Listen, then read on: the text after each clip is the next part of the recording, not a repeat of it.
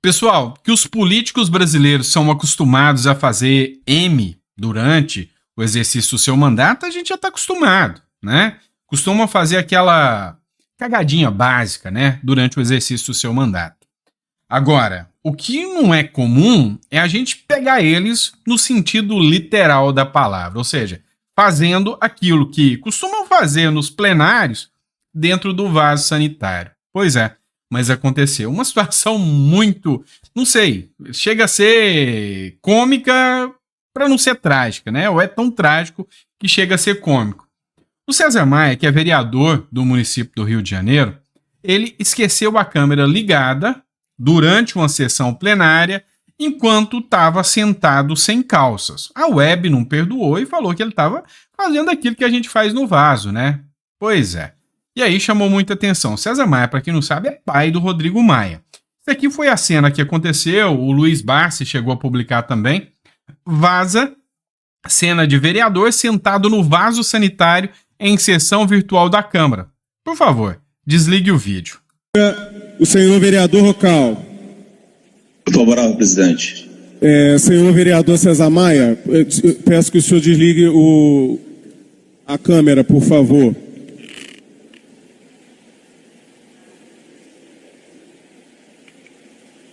Perfeitamente.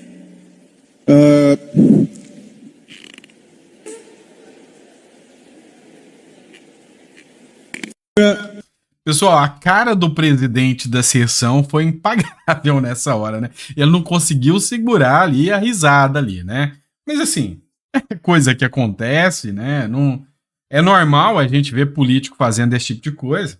Normal, né? Principalmente na hora da votação, né? Mas brincadeira à parte, foi um evento que aconteceu, só trouxe isso porque não tem relevância política nenhuma, ou talvez tem, filosoficamente falando. É até uma forma de encarar como os nossos políticos brasileiros levam a nossa nação, né, no vaso sanitário. Mas, enfim, vamos partir agora para as matérias que efetivamente importam. Vou falar do senador Jorge Seife. O Metrópolis trouxe a votação dele apoiando o Lula. Pois é, do lado do Lula. Por que eu falo? Porque tá rolando a discussão sobre a taxação das blusinhas da Shein. Cara, eu sou um liberal. Eu sou a favor de cortar impostos. Ele foi do lado contrário. Ele partiu, até porque ele é muito amigo do Luciano Hang, né? Partiu para o lado da defesa do Luciano Hang e demais empresários que querem a maior taxação da Shein e das demais instituições, defendendo que o governo Lula tem sim que cobrar impostos deles. E no momento ele até fala, tem que cobrar imposto paga o nosso salário. Dá uma olhada nessa cena aqui e a gente vai comentar sobre isso. Tomemos a solução, uma postura de estadistas, de protetores da indústria nacional, de protetores do comércio brasileiro, emprego, renda, imposto esse que paga o nosso salário, que paga a infraestrutura, que paga a saúde, que paga o MEC. Eu não posso acreditar que senadores da República vão ficar defendendo emprego, renda e dinheiro para chinês, preterindo a indústria nacional, o comércio nacional. Não sejamos hipócritas nem populistas, sejamos homens de posição, porque o cidadão consciente vai entender que os chineses não podem fazer o que querem no comércio brasileiro, como tem feito. 1 milhão de pacotes por dia, descaminho, sonegação, contrabando, subfaturamento, desemprego. É isso que nós vamos votar? Com certeza não, senhor presidente. Pois é. Eu ainda estou tentando entender como que alguém que se elege com a bandeira liberal, na hora que lhe interessa, vem defender mais impostos. Em vez de subir na tribuna, bater de frente, para que os nossos empresários paguem menos impostos. Não, mas estão preocupados com os salários dele. Afinal, impostos pagam os nossos salários e eu pago os impostos que chegam até os seus salários. Então, assim, aos poucos as máscaras vão caindo. Eu não sei se o pessoal de Santa Catarina ficou feliz com isso. E eu sei que eu vou levar pancada por causa disso. Afinal, falar contra quem é da bolha dá ruim, né? Luciano Hang é amado pela turma da bolha, o próprio Jorge Seife, mas eu tô aqui para dar minha opinião pessoal. Desculpa aí, mas quem tá querendo taxar as blusinhas é o governo Lula. Por outro lado, até o Flávio Bolsonaro está querendo derrubar a taxação. Entrou num conflito interno aqui? Pois é. Eu acho que quem votou em alguém do PL tenta votar em alguém liberal que quer reduzir impostos e não aumentar. E aí, para que não pairem dúvidas, o antagonista trouxe uma matéria com a imagem perfeita. Taxação da blusinha. Sorria, palhaço. Por Rodrigo Oliveira. A tentativa de esconder a paternidade da taxação impopular falha e a ação do governo em prol da medida escancara a desfaçatez. Ou seja, disseram até que era o Bolsonaro que queria taxar você. Não, não é não. É o Lula que quer taxar você. E alguns senadores do PL, como vocês acabaram de ver. E eu não tô aqui para passar pano, sei que vão vir fazer crítica aqui para mim, não tô nem aí. Eu sou contra a taxação de blusinha. Eu acho que a população está começando a ver como vota realmente os senadores. E o Jorge Seife é o mesmo que participou lá do negócio da Madonna e falou que não sabia que ia ter aquela porcaria no show da Madonna, né? Então, assim, acho que as máscaras estão começando a cair. E aí, o cidadão brasileiro tem que ficar ciente quanto a isso. Vamos lá, pessoal. Outra matéria aqui. Você lembra do caso da professora que foi cancelada por ensinar o português correto? Pois é, ela só postou. Falou, olha, homens falam obrigado e mulheres falam obrigadas. E foi detonada pela esquerda. Pois é, notícia boa. Professora cancelada é homenageada na Assembleia Legislativa do Espírito Santo. A professora Natália Facchini, que ficou famosa após sofrer uma tentativa de cancelamento nas redes sociais, foi homenageada na Assembleia Legislativa do Espírito Santo nesta quarta-feira. Ela contou com exclusividade ao Pleno News essa experiência tão honrosa e surpreendente. A educadora se envolveu em uma polêmica ao dizer que meninos dizem obrigado e meninas dizem obrigada. Recebeu um certificado de congratulação das mãos do presidente da Assembleia Legislativa do Espírito Santo, o deputado Marcelo Santos, do Podemos, e dos demais deputados presentes. E eu dou parabéns, professores que querem ensinar a língua portuguesa como ela verdadeiramente é, merecem realmente serem homenageadas e não canceladas, né? Talvez canceladas por aqueles que não querem que a educação siga o caminho certo. E aí, pessoal, a questão da taxação das praias, né, da privatização das praias. E aí, como é que fica? Matéria do Conexão Política, ou Conexão 1, né, que é uma afiliada aí do Conexão Política. Esquerda e aliados do governo propagam fake news ao falarem em privatização das praias. Pois é, a discussão sobre a PEC das praias tem sido marcada por polarização, desinformação e muita fake news coordenada. A proposta que trata dos terrenos de marinha e não das praias tem sido alvo de críticas da esquerda e aliados do governo Lula, que afirmam, sem apresentar provas, que o texto levaria à privatização das praias no país. No entanto, a alegação é improcedente. Por que eu quis trazer essa matéria para vocês? Para entrar justamente no termo das fake news, né? Para mostrar para vocês que a esquerda espalha fake news o tempo todo. Mas então, depois de ser rejeitado tantas vezes, o porquê querem tanto emplacar isso? E o Arthur Lira vai colocar de novo a PL das fake news. Arthur Lira cria grupo de trabalho para refazer a PL das fake news. Pois é. O presidente da Câmara dos Deputados, o Arthur Lira, criou na tarde dessa quarta-feira o grupo de trabalho que avalia e analisar o projeto de lei 2630, que pretende regulamentar as redes sociais e combater as chamadas fake news, mais conhecido como PL das fake news e PL das censura, né? PL da censura. A que motivo, a que pretexto tanto querem regulamentar as redes sociais? E aqui o que me impressiona aqui é que deputados, ministros do Supremo Tribunal Federal estão batendo o tempo todo em cima dessa tecla de regulamentação das redes sociais. Até a mídia já acordou. A mídia. Ontem mesmo eu trouxe um editorial do Estadão aqui para vocês, discutindo esse assunto, falando do ódio que o STF tem das redes sociais. Um ódio que só quer controlar, quer ser um verdadeiro Ministério da Verdade.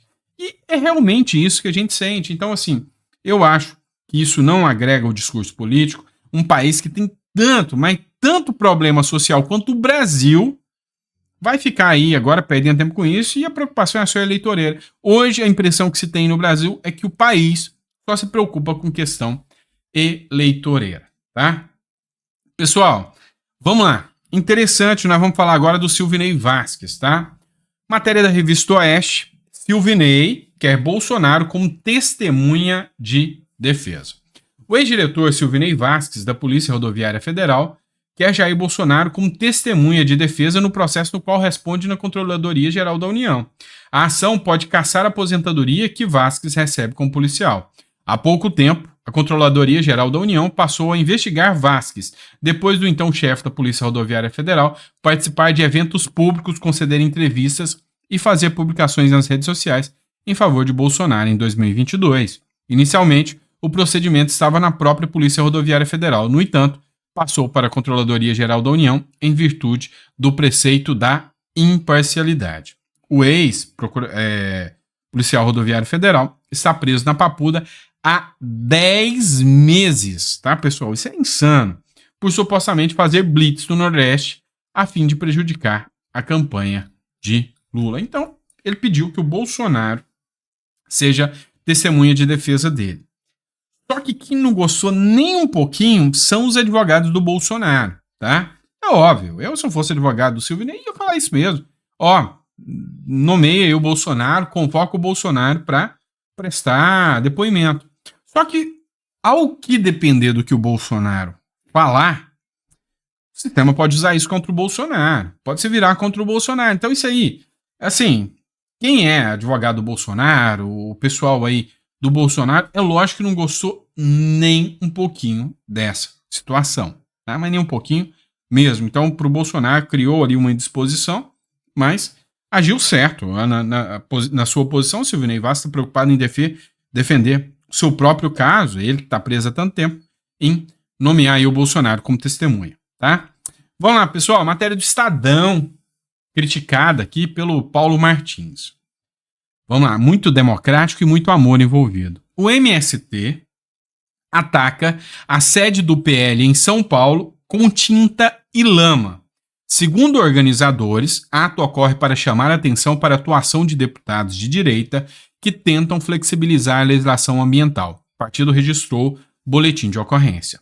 E aí, o Paulo Eduardo fala o seguinte, Paulo Martins. Bandidos do MST atacam a sede do PL em São Paulo. Um grupo comunista que vive da prática de crimes, ataca a sede de um partido político. Ainda dirão que é coisa de democracia vibrante e o líder do bando vai viajar com o presidente da República. Gente, vem cá. Instituição é só o STF? É só o STF que é instituição no Brasil? Porque que eu saiba, os partidos políticos também são instituições da democracia. E olha só, um grupo, né? Um grupo do MST, vai lá, depreda, né? Joga tinta, lama, faz vandalismo contra uma instituição da democracia, que é um partido político. Você nunca vai ver eu defendendo que alguém algum dia vá lá na sede do PT, do PSOL, do PCdoB, do próprio PL e faça uma coisa dessa, porque qualquer um que fizer isso está cometendo crime de vandalismo, dentre outras situações. Mas a disparidade em que um é tratado e o outro não é ridícula nesse nosso país. Chega a ser assustadora nesse nosso país. Chega a ser vergonhosa nesse nosso país. Não dá para falar que isso é uma coisa normal. Dado que não é uma coisa normal. É uma coisa insana, né? Então, assim, eles podem ir lá, fizeram a mesma coisa lá no gabinete do André Fernandes, lá no Ceará.